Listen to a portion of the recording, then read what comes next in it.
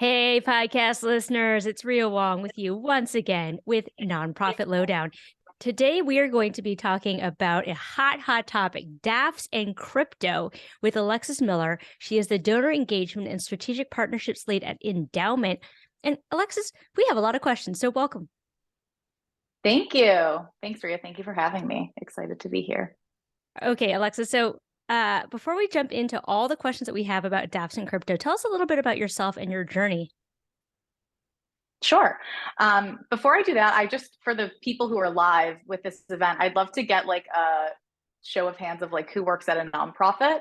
Can I do a quick like poll Sure. to see two questions just to help me with like framing certain things? Yeah, go ahead. So can everyone like either like raise your hand or pop in the chat if you like work at a nonprofit or are a board member? That's my first question. And amazing. Thank you. Nice to meet you all. And also on a scale of 1 to 10, if you can pop in the chat, or 1 to 5, kind of your knowledge level or comfort with crypto, just so I can get a sense of who's in the audience and can kind of tailor it based on that. Cool. And actually, you know what? 4-0. Nada. Okay, so we're starting. Okay, so actually, Alexis, I'm going to restart the introduction so that we get clean audio. Okay. Okay. Sorry. But Sounds yeah, good. no worries. We should have done this here. 0 as well. Okay, so good. We're in a learning space. Okay, let's start this from the top. Hey, podcast listeners, it's Ria Wong with you once again with Nonprofit Lowdown. Today, I'm super excited because we are going to talk about a hot topic, DAFs and crypto, with Alexis Miller, who is the Donor Engagement and Strategic Partnerships Lead at Endowment. Alexis, we have so many questions, so welcome to the show. Thanks, Ria. Thanks for having me.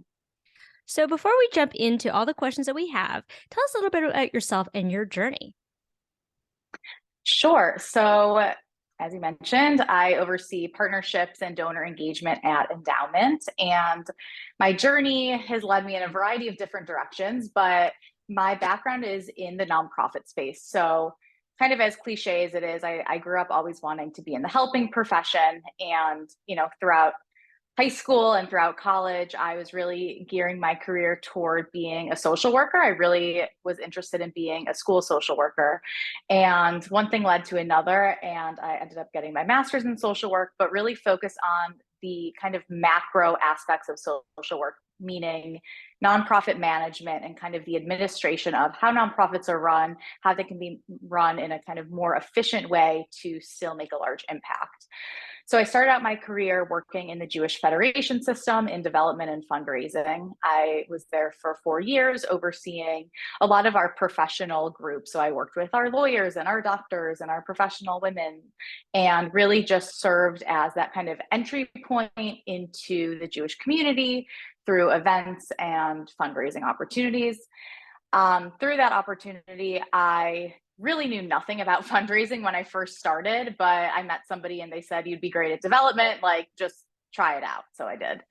And through my time in the Jewish community, I really learned about DAFs. And it wasn't something that was in my direct portfolio, but a lot of the donors I was working with had donor advised funds at the Jewish Federation or at other entities. And I really took it upon myself to kind of learn more about the DAF space, which then led me to taking a role at the Baltimore Community Foundation, overseeing our donor advised fund program. I just found DAFs to be, and happy to like go into more details about what DAFs are and the benefits, but I just found them to be a really interesting giving vehicle, and they were kind of underutilized in my opinion. So I moved to the Baltimore Community Foundation and was serving as a philanthropic advisor, helping people to strategize how to give away money. So instead of being on the development side where I was raising the funds, I kind of took a break from that and really just wanted to help people make an impact and think through the questions of where do I want to give and how can I leave a legacy and involve my kids. So through that, I was the token young person on the team. So they said, okay, you can work to engage the next generation. And what I soon realized was that the next generation, people in their 20s and 30s, didn't want to engage in philanthropy in the same way that their parents and their grandparents' generation did. And through that, we didn't really have like specific opportunities per se at the community foundation. I was looking to really shift my career and be somewhere at a startup, at a forward-thinking company. I had been at 2 legacy organizations, which were amazing and did incredible work, but I really wanted to try something new for myself. I knew nothing about crypto 8 months ago and joined the endowment team as basically the middle person between nonprofits and donors. And that's kind of what led me here today. Okay, Alexis, there's so much to unpack. So before we get into crypto, because that's a whole other thing, I want to talk about Yes. DAFs because I feel like it's kind of a black box. So for those of us who don't know about DAFs, can you say a little bit about what are DAFs and how do people use them to help nonprofits? Sure. So a donor advised fund, I think of as a charitable checking account. So an individual or a family or a group of people can open up a donor advised fund at either a financial institution, Schwab, Fidelity, Morgan Stanley. Most of your big financial institutions offer DAFs, as well as community foundations, Jewish federations, endowments. And really, it's a way to kind of streamline your giving. So think of the donor who gives to, let's say, 20 to 25 nonprofits a year. They are managing all of the receipting on their own. They're getting 20 different receipts from nonprofits. They're worrying about 20 different fiscal years and end of year deadlines. And a DAF is really a way where you get one receipt when you donate to your donor advised fund, and it allows you the flexibility to decide on what nonprofits you want to support. So there's, again, happy to go into kind of like the heat and the controversy around DAFs and payouts, but really what they're used for is a way to streamline one's giving. It's a great way to involve a spouse, kids, and your philanthropy as well. And it's a great alternative to starting a private foundation, which can be really expensive. You have to have your own board of directors. You have a specific amount you need to pay out. With a DAF, it's really just that charitable checking account. And there's some, IRS rules about, how to use the DAF and what you can use it for and what you can't use it for. But as a rule of thumb, I think of it as a much more flexible and cost-effective option versus setting up a private foundation. So let's talk about DAOs for a second, because I think the number one thing I hear from nonprofit folks is there's not a lot of transparency as far as how to access it, who has one, who doesn't have one, and who do you talk to? Because often we will receive letters back that says Fidelity donated this money, and it's like anonymous money. So can you talk a little bit about, is there any way for a nonprofit to say prospect or cultivate or be a bit more intentional versus having random checks to show up? Yeah, I think it's hard with some of the larger entities, right? You mentioned, a Schwab or a Fidelity, like they have a 1,000-person team, who may be managing this. My recommendation to nonprofits, just being on the other side of things, is work with your local community foundation. If you are somebody, I'll just use Baltimore as an example, since that's where I worked. We had nonprofits in Baltimore who were contacting us, trying to get in front of our team to showcase the work that they were doing, so that if a donor comes along, you can make that match. And, community foundations also have grants programs, and there are kind of other ways, each one differs, but there are other ways to get involved and kind of get your nonprofit's name out there. So I would say first and foremost, start with your local community foundation, or if you're a national nonprofit, identify a few communities where you work and just reach out to their donor services team or their development team and just try to set up a meeting. I think that is a really great kind of entry point and starting point. If your organization is faith-based, as an example, I mentioned the Jewish Federation system. Reach out to your Jewish Federation, or Catholic Charities if they offer some sort of DAF, and just do your research. But I would say that starting local is always the best. You are much more likely to get in touch with someone versus emailing, a Schwab or a Fidelity. Not saying it's not possible, but I think that creating those one-on-one relationships with, a donor officer could be really helpful to your nonprofit. And so as a philanthropic advisor, correct me if I'm wrong, you were kind of the middle person between the nonprofits and the donors and really matching people up with their interests. Is that right? Yeah. So were you constantly on the lookout for nonprofits, or like how were you able to get new nonprofits? Yeah, for sure. I mean, part of it was nonprofits reaching out to us, right? And just taking a meeting with them and learning more about them. And the majority of my role was really understanding what the donor is looking for. The donor might come to us and already know what nonprofits they're supporting. And most likely, if somebody has a donor advised fund at a community foundation or in a local community, they're using it to support that local community, right? I mean, that is just kind of the nature of having something in your community. You're really focused on, your fee from your donor advised fund is actually going to support grant making in your local community. So I was really on the donor side, trying to understand what their needs were. And then in the back of my mind, having one pagers from nonprofits and having meetings with nonprofits to really understand their mission. And then when a donor comes to you and says, hey, I really want to support the environment in California, you can really make that match and make a connection if they're interested. Perfect. All right. One last question on DAFs before we jump into crypto, which I know Sure. everyone wants to hear about. Let's talk about the controversy of DAFs and payouts. Can you give us a little sense of what the controversy is and your thoughts on it? Sure. So there are a lot of articles written about donor advised funds being a way to kind of park money. So as I mentioned earlier, a donor gets the tax deduction when they donate into their donor advised fund, not when they're making grants out to a benefiting nonprofit. And again, that's an IRS regulation where you get the tax deduction to that DAF. But I would say it depends on the entity in terms of the amount that you have to pay out. So when I was at the Baltimore Community Foundation, we had a 5-year inactive fund policy. So at least once every 5 years, you had to make a grant or you had to make another donation into your DAF. Now at endowment, we have a 2-year inactive fund policy. So you have to be taking action at least once every 2 years.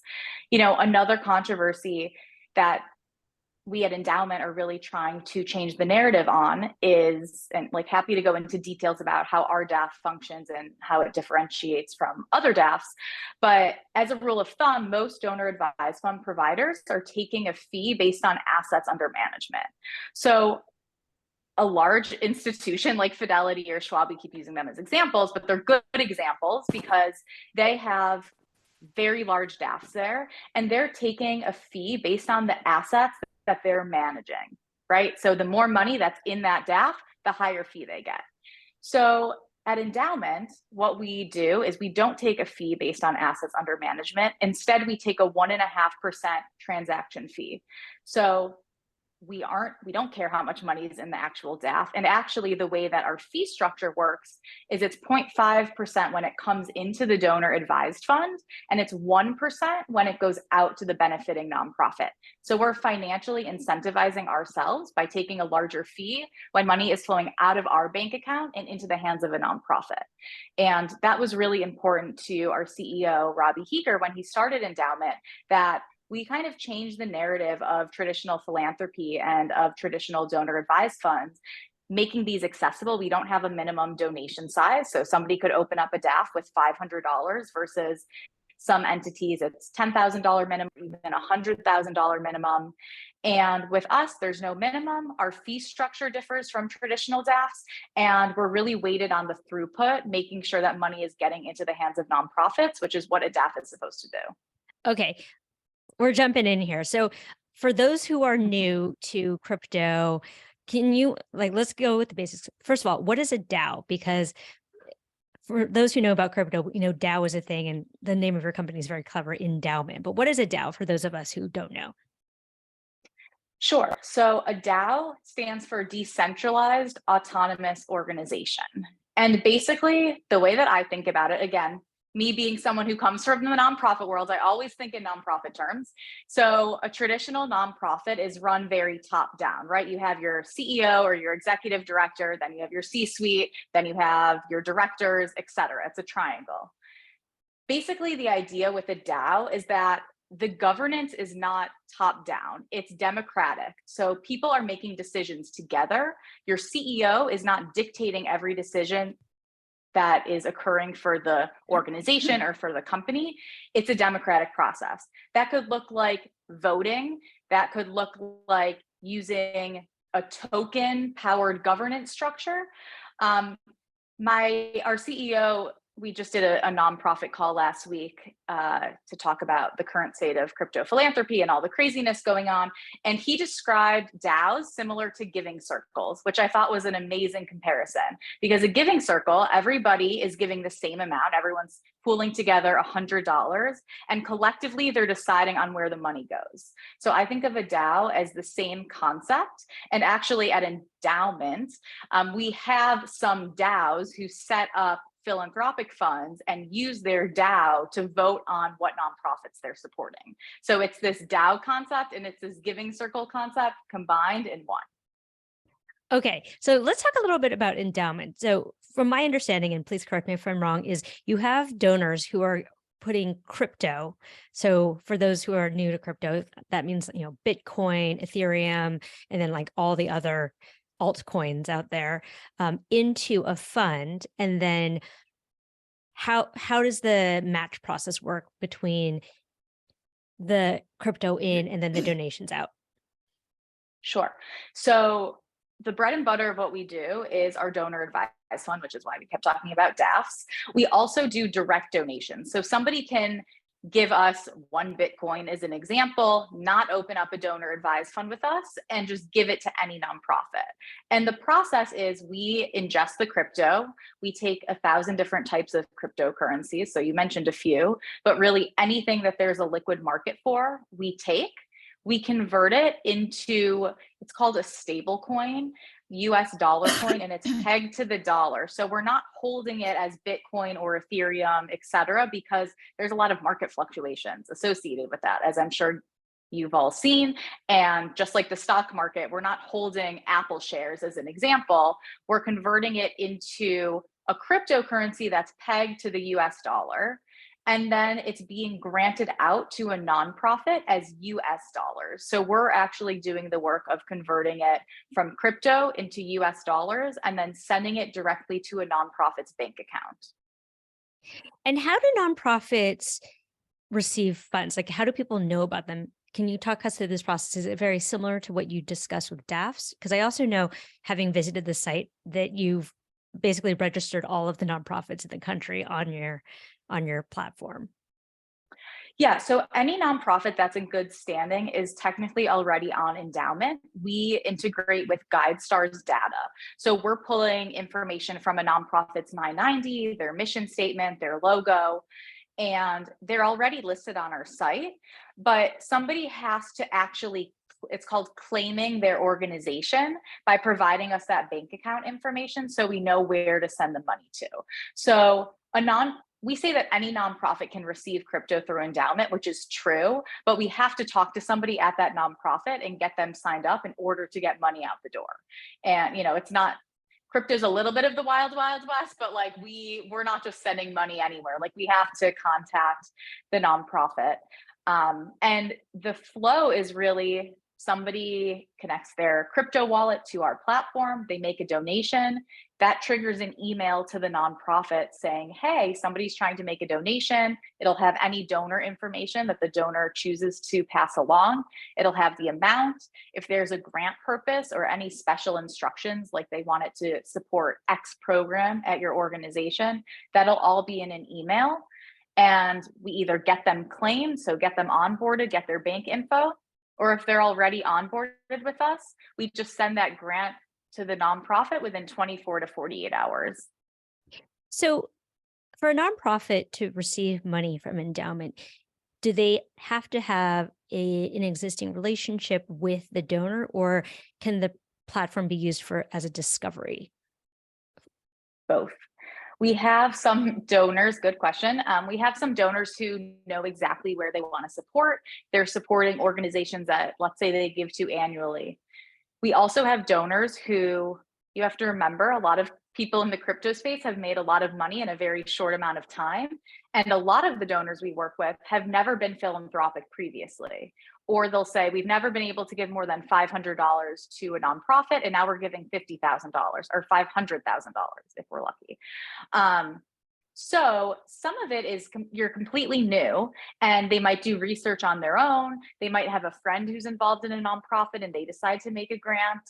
And on average, our donor base skews younger, under the age of 45, and people are not engaging with nonprofits the same way that their parents' generation did. So we have donors who make large donations without ever contacting the nonprofit, without having a development professional telling you what's going on at the organization or giving you a report, right? Something that previous generations of philanthropists are really into is like reporting and impact reports, and having the nonprofit like put together. I'm sure those of you who work at nonprofits, you probably put together some sort of like 5 to 10 page document outlining how you're using the money.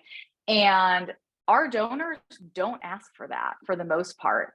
And I think just the way that this next generation is thinking about philanthropy is really a trust-based approach. We're going to give you $10,000. We're going to trust that you're using that to its fullest capacity at the organization. We don't need to see a report on exactly how you used every cent. And that's just I think a little bit of a kind of generational and mindset shift compared to previous generations. Yeah, that's such an interesting point. Let's go there, because I think last week we had Adam Michael Royston on, who does West Coast fundraising. And what we're learning is that the traditional donor journey of, prospecting, cultivation, solicitation, stewardship is kind of out the window. So he was talking about how he's able to turn over a major gift in 0 to 3 months, which is really different than the traditional sort of 6 to 9 months. So talk to me a little bit about other things that you've noticed about crypto donors in particular versus our traditional model of donor. Yeah, I think, they skew younger. I'm going to put in the chat, actually, if that's helpful, our 2021 impact report. So folks on the call can get a sense of who our donor base is. We have, some statistics from 2021 that were really helpful. Skewing younger, our donors tends to be majority male, but we have a lot of females. And we also have a lot of NFT artists, which is something happy to share, non-fungible tokens. It's basically like the digital art, which some people, it was very hard for me to wrap my mind around what it is. But we have a lot of artists who work with us who donate a portion of their NFT sales to endowment or to a nonprofit through endowment. And again, that demographic, they're using their community to decide on what nonprofits to support for the most part. So I would say crypto donors tend to be younger. They tend to be a little bit more like hands off with the nonprofit, just trusting that they're going to, do what they say they're doing, like support their mission, and they're using the funds in the wisest way possible.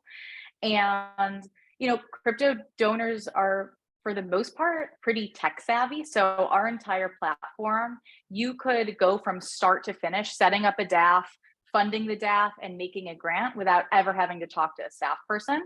It's set up that way so that people can just do it on their own time. At the Community Foundation, we had to have an onboarding conversation with the donor. We sent them a emailed PDF to sign off on. And then we went back and forth, and it was just a longer process. Whereas from start to finish, a donor can go to our site, 2 minutes later can make a donation to the nonprofit of their choice. And then within 24 to 48 hours, we're getting the money into the hands of the nonprofit. Okay, so I'm going to ask the elephant in the room question. So right now it is December 15th, 2022, and Sam Bankman-Fried has been arrested in the Bahamas. We've seen the implosion of other platforms, crypto.com, FTX. How has it impacted the donor crypto base? Yeah, it's a good question. Definitely the elephant in the room. We just, as I mentioned earlier, we did a nonprofit talk last week just to kind of share with our nonprofits what's going on and answer any questions that they had. And, what I'll say is markets fluctuate, right? We see the stock market going up and down, crypto is going up and down. It's the world that we live in. Is crypto a little bit more risky than the stock market? Sure. But what we're seeing, I think everything that happened with Sam Bankman-Fried, he was somebody who really embraced philanthropy. He made multi-million-dollar pledges to nonprofits, and he was somebody who appeared to be charitably minded. And one thing that we're talking a lot about internally is Pledges are great, but for this type of reason, money in the door is what really matters, right? You have to be able to support these nonprofits imminently to support whatever their needs are currently.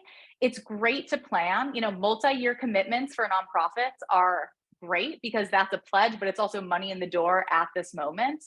And I think that that is something that has kind of come out from all of this is the inability, like pledges are great for nonprofits, but when something like this occurs, all of these nonprofits were counting on these multi-millions of dollars to hit their bank account next year or in 2024. And it's really hard for these nonprofits now to kind of shift and figure out a fundraising strategy moving forward.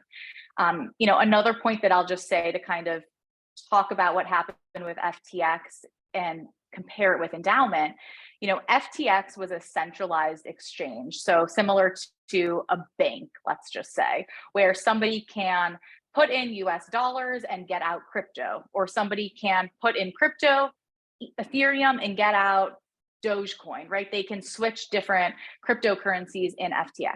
And it's centralized. It operates in a similar way as a bank. At endowment, everything that we do is decentralized. So kind of the opposite of that. And that is a value, this democratic process, this decentralization is something that's really important in the crypto space. And at endowment, we are only working with decentralized protocols for the most part.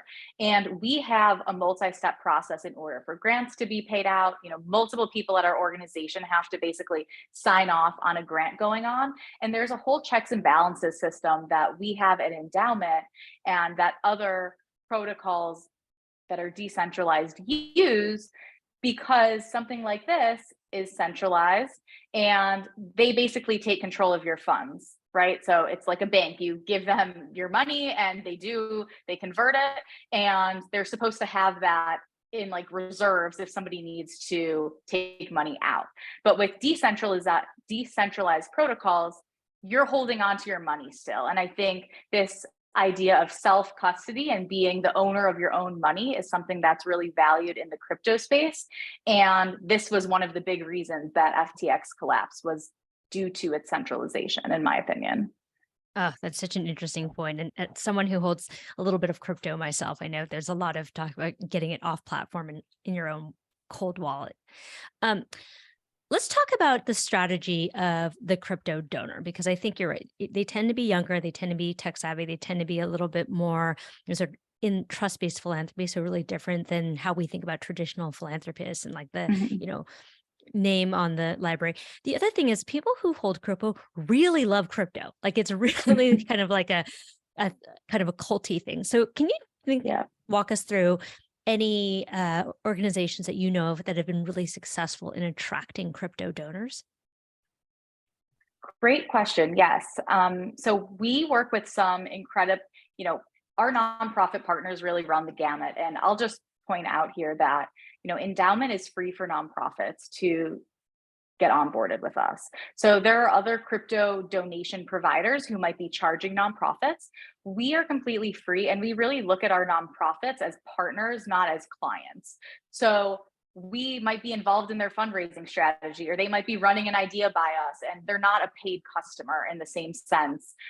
So in terms of some of our nonprofit partners, Outright International is an amazing organization. They have Katie on their team is incredible, and she is very involved in the crypto space. She's always on Twitter. She's joining Twitter Spaces, which for those of you who don't know, they're basically like audio Zooms to a certain extent. They live on Twitter, and a lot of people in the crypto space participate in Twitter Spaces. We host them at times, and it's a really great way to connect with people in this crazy world of crypto.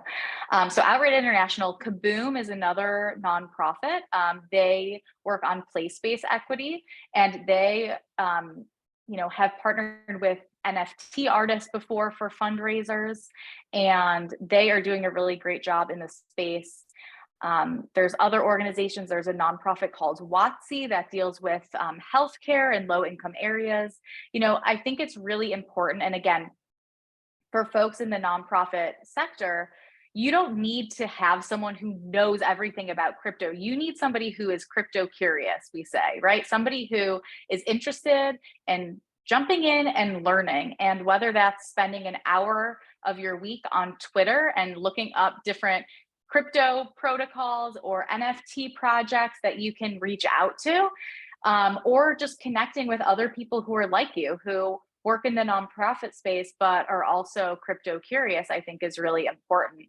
I think sometimes I can speak for myself. I mentioned I knew nothing about crypto when I started at Endowment 8 months ago. And sometimes you just have to jump in and ask questions and use social media and use resources. There's so many articles out there and there's forums to connect with other people. So I think some of it is just jump in. I'm happy to speak to any nonprofit who doesn't know where to start and can send resources. But I think that the nonprofits that I've seen who are the most successful at crypto fundraising are those who have somebody on their team who is just kind of jumping into the space. So what I'm hearing is that you have to be specific about fishing where there are fish, like going into the ponds where there are fish, which is to say the Yes. spaces where crypto people hang out, being on Twitter, other platforms, and actually engaging pretty regularly. Yeah, for sure. We use Discord. I don't know if anyone's familiar with it, but it's basically like Slack for the gaming crypto techie space. And we have, over 1,000 people in our Discord, and we have a place for nonprofits to post like a one pager or an upcoming event. And most of our donors are in Discord. So if you want to get something to our donors or share some information about your nonprofit, we always tell people hop in our Discord, post something, engage with people. I think a lot of it is, we don't want a nonprofit to do something that they're not comfortable with. And at the same time, crypto donors aren't reading a newsletter. We don't even have a newsletter at Endowment, we're giving updates on social media and we're really trying to meet our donors where they are. And I think it's important for nonprofits to kind of be innovative and forward thinking and, you meet your other donors where they are. You host events in the local community so that people don't have to drive 45 minutes. Think of this as just meeting donors where they are, which it just happens to be in a digital setting. That is such a great point. I think folks have questions coming up. So one last question for me. Can we talk about NFTs for a second? I will be Sure. very honest with you. I have a hard time wrapping my head around NFTs. I've been given the technical explanation, but Yes. it just kind of doesn't make sense to me, especially when, we were getting, say around last year when, these pieces of art were going for, what was it? Beeple broke records that I forgot. Was it $58 million or something? I forget. Anyway, the point is, yes. so for the newbies out there, what is an NFT and how can nonprofits use it on behalf of fundraising or, to raise awareness or how might we use an NFT? Yes. Also posting another shout out to our team. We put together a crypto 101 dictionary. So a glossary of all of these terms that we've been using: NFT, blockchain, cryptocurrency. So I just posted in the chat. Feel free to check it out. I think so much of the crypto space I learned is terminology. And once you understand the terminology, then you can move forward. But sometimes it's just getting to that base level knowledge of what is an NFT. So an NFT stands for non-fungible token, and it's basically a piece of digital art. And, one of the kind of areas of interest with NFTs are that there are a limited number of them, right? So if you think of, someone just told me the other day, an Hermes bag. Okay. I'm just using this analogy here, right? I had no idea, but with Hermes, apparently with the Birkin bags, there's a limited number, right? So there might be 1,000 in DC, or just using this as an example, or with an artist, maybe Monet made 1,000 of one painting, right? Part of it is the kind of exclusivity. So there's not an unlimited number of NFTs. An artist might put out 100 different variations of their project and only 100 people can buy it. Then those 100 people can either hold on to their NFT. What they use it for, I don't know, right? Some people actually display the digital art on like they have these like digital picture frames that you can use. Some people just hold it on their account. Other people sell it, right? So there's a secondary market to NFTs as well. So let's say I purchased art from this artist, and Ria, you really liked it and you really wanted it. You can basically buy it from me. And that's where a lot of people make money on this, because it's all ambiguous, right? Like whatever you're willing to pay for it, you name your price and you can purchase it from me. So I think, it's definitely a niche, but the way that we work with NFT artists are people will actually code into their, it's called a smart contract. People can like code into the actual like art, if you will. We want 20% of proceeds to go to Planned Parenthood, as an example. And programmatically that happens. So programmatically, 20% of the proceeds of that NFT project go to Planned Parenthood through endowment. And people are using NFTs for good. And a lot of NFT projects are actually doing that, where they're coding in a percentage of proceeds to support a nonprofit of their choice. We also work with NFT artists. If an NFT artist wants to donate an NFT to us, we auction it off and then we get the proceeds and give it to a nonprofit. Oh, that's so interesting. All right. I don't want to go too far down this rabbit hole because we could talk about this forever, but I want to go back to one thing that you said before we open it up for questions from the audience. You talked about the fact that a lot of folks, younger folks, have made a lot of money in a very short amount of time. And I'm curious if you've done any kind of psychographic profiling on donors, because I know that first generation wealth creators tend to have a really different mindset and a different orientation to wealth than people who've been sort of generationally wealthy. Yeah, it's a good question. We haven't done any sort of analysis. We really try to not, I don't want to say we don't try to survey our donors. Like we do, we try to get insights, but people are not filling out information in the same way that people were like 10 years ago. But we do surveys, and I will just say anecdotally, we have a variety of different types of donors. We have donors who made money in a really short amount of time and now are like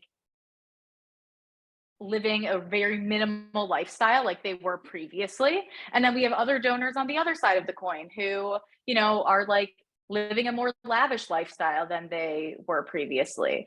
And, you also see this at like crypto conferences and just like being in this space, right? There's people who are like incredibly humble and not showy. And then there are people on the other end of the spectrum. And, I would say that in the non-crypto real world too, right? Like there's people who are flashy with their wealth and people who are much more humble. And I think like there's just a lot of different kinds of people. So I would say the same thing with crypto donors. We don't have any statistics on it. But I really do think, again, this is anecdotally, there's no data to back this up. The conversations that I have with donors, people really just want to give back. They feel so fortunate that they've made this money and they really want to give back to their local community. And we hear that time and time again. People will say like, I had no idea that my NFT was going to be worth millions of dollars. And they were just doing this as a side project, right? That this happens all the time where somebody just created something because they were curious about the space or a friend taught them, and people really like the art and they are now worth millions. And it's just kind of a crazy world. I will also say that a lot of our donors are people who have been in this space for a while. So people who got involved in, 2015, 2016, 2017, for the most part, those are the folks who have appreciated crypto assets. And as we know, the markets are going up and down. So somebody who got into the space 4 months ago, they're welcome to donate on endowment. They probably don't have appreciated crypto assets in the same way as somebody who has been in the space for 4 years, as an example. Right. And in the crypto space, 4 years is basically a millennium. Yeah. And things change, like the technology changes, things are changing rapidly, things are changing every day. And I think, not to toot our own horn, but I will, like projects like Endowment are here to stay, right? We've seen companies that have opened up and closed, and really, I think what's going to be left in the crypto space in the next year, the next 2 years, are these social good projects, and these projects that are giving back, and these projects that are led by incredible individuals. And I don't think that crypto is going anywhere, and companies might open and close, but the ones who are still in it and are still building and are creating new technology and new ways of doing things are the ones that are going to be around. Okay, last question, and I know I keep saying this, but how do you think stronger government regulation might change crypto? In particular, might change the crypto donation space, because I think, it is the Wild West. It's not really regulated.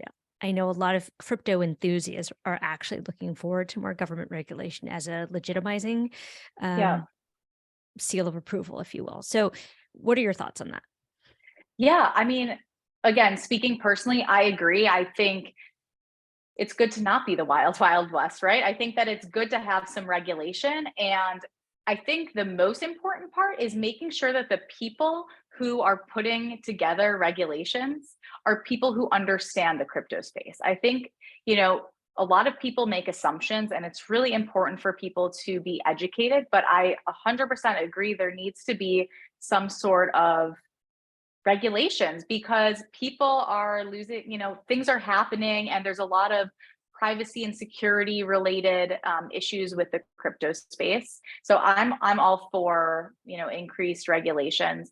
In terms of a charitable crypto donation component, right now, I always say, like, I'm not a CPA, this is not financial advice, but right now, crypto is taxed the same way as stock is. So if somebody gives appreciated crypto assets similar to appreciated stock, you can mitigate your capital gains taxes and get a tax deduction.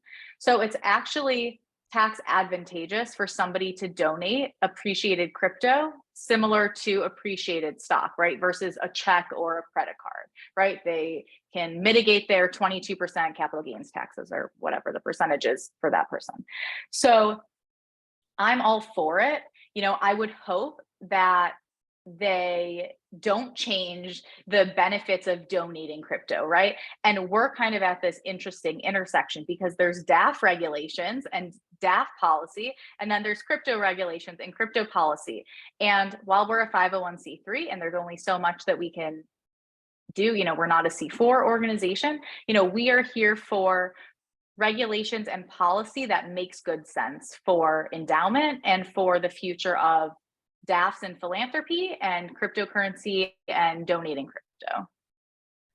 Good answer, Alexis. Okay, I have a question coming in from Carlos, who seems to be very familiar with Yes, DAFs. Carlos, shout out to Carlos. He is somebody that we've worked with through endowment before. He has a few projects that have donated crypto through endowment. So hey, Carlos, good to see you. And thank you for all of your engagement in the chat. Thanks, Alexis. Great to be here. Hi. So actually, one of the things I wanted to talk about, and I don't think we've had a chance to chat about this, and you mentioned giving circles during what you were saying. And I've been very curious, because I see the overlap between giving circles and the idea of DAFs and crypto DAFs. Have you worked with giving circles, and how would a giving circle get involved in a crypto DAF? And would that be a good marriage in your opinion? Yeah, it's a good question. So we haven't specifically worked with like a traditional giving circle, but we have worked with folks who, let's say they have a group of friends who have crypto and they all want to pool it together and donate. We have something called community funds on endowment, which are basically like public donor advised funds. So again, I keep mentioning NFT artists, but like an NFT artist might open a community fund. They might look to their community to donate into it as well. So I could see our community funds being a really great option for giving circles. I will say I'm not familiar with many crypto giving circles. If they exist, if somebody on this call is listening and knows of a crypto giving circle, like please send them our way. We can help facilitate that. We're really for the like crypto native donor. So a giving circle that is using, traditional fiat US dollars probably isn't the best fit for endowment, yet, I love the concept of giving circles. It's something that I care a lot about, and kind of this whole democratization of philanthropy and the power of the collective, and showing that if everybody gave $100, I think this model of, you don't have to be a millionaire or a billionaire to make an impact and to make a difference. And I think the more we can showcase some of these smaller donations, but the power of the collective really, adds up. And I think just highlighting that is really important. So Alexis, last question here. I'm picking up what you're throwing out. If I'm listening, I'm like, okay, Alexis, I don't know about crypto. I don't know about DAOs and all of that, but I'm crypto curious. Where can I begin? Because it can be very overwhelming, especially when you throw in all of the acronyms, think about the different platforms. There's Reddit, there's Twitter, there's Discord. I mean, where do I start? There's a lot. It's a really great question. I would say start with whatever you're curious about, right? This world of crypto is large and overwhelming, right? There's cryptocurrency as a digital currency. There's NFTs. There's blockchain technology, which is basically the tech that underpins all of this. There's DAOs and governance. There's a lot going on in the space. I would say find one thing. Again, my personal advice, this is kind of what I did when I started in the space, find one thing that you're interested in, right? Start small, because it is very overwhelming. So if you're really interested in NFTs, great, start reading about it, Google things, look on Twitter. There's actual NFT platforms if you want to see what an NFT looks like, right? OpenSea is one of the largest NFT marketplaces where people will post their NFTs. If you want to see what they look like and see different artists, they have sections on their website of upcoming mints, which are upcoming projects. Just start diving in. And I think it's hard because there's a lot of noise out there, and sometimes you don't know what is legit and what's not. I started reading articles. There's Cointelegraph is an example, or CoinDesk. There are these platforms that exist where there's articles written, even I was just reading an article in Forbes the other day about crypto. Some of these large entities are writing about crypto. There's a really interesting Wall Street Journal article, I'm happy to share it in the chat if it's helpful, talking about the centralization of FTX, kind of what I was alluding to earlier. So I would just say start reading articles, go on social media, and find something specifically in the crypto space that interests you, and just try to do a lot of research and learn about that. And then one thing will lead to another. They call it the crypto rabbit hole, where it's one thing leads to another thing, which leads to another thing. And then you're on Twitter for 5 hours and your day is gone. But I think that is a helpful mindset, and you just have to start somewhere, and one thing will lead to another for sure. That sounds great. And then just one takeaway that I want everyone listening to this to hear: go claim your nonprofit on endowment. There's no reason not to. So that's one easy step that you can take. So we'll make sure to put all of the information in the show notes, endowment, all of the resources you've shared with us. Thank you so much. And is it okay if folks connect with you via LinkedIn to ask questions? For sure. Connect with me on LinkedIn. My email is Alexis@endowment, spelled ENDAOMENT, DAO.org. So feel free to reach out. Yeah, LinkedIn, email, go to our website, endowment.org. And we are happy to talk to any nonprofits who, again, are crypto curious. Get claimed with us. It's completely free. You give us your bank account information. And, once a nonprofit is onboarded with us, we send you a donate button to put on your website. We send you marketing materials to spread the word to your donor base. It's something we didn't really touch on earlier, but we find that nonprofits who start spreading the word to their existing donor base, they have people who are coming out of the woodworks oh, I have crypto. I never thought to donate crypto, or I didn't know we were set up to receive crypto donations. So we're happy to help with any language to spread the word to your donor base. But we find that really starting within your own donor base, you'll likely, see people who are excited about this. Yeah, for sure. And actually, we had Pat Duffy on a little while ago of the Giving Block, and his point was people who are into crypto are really into crypto. So if They're you start really into crypto. That is really true. into crypto, so if you have a strategy, even if it's like you're putting out a series of tweets or communications that are directed at crypto donors, like people who are into it are super into it. Yes, that is very true. Alexis, thank you so much. This has been super informative. I appreciate your time. I know folks you. found this very informative. So go forth and get into, I love crypto curious. Get crypto curious, everyone. Thank you. Take care.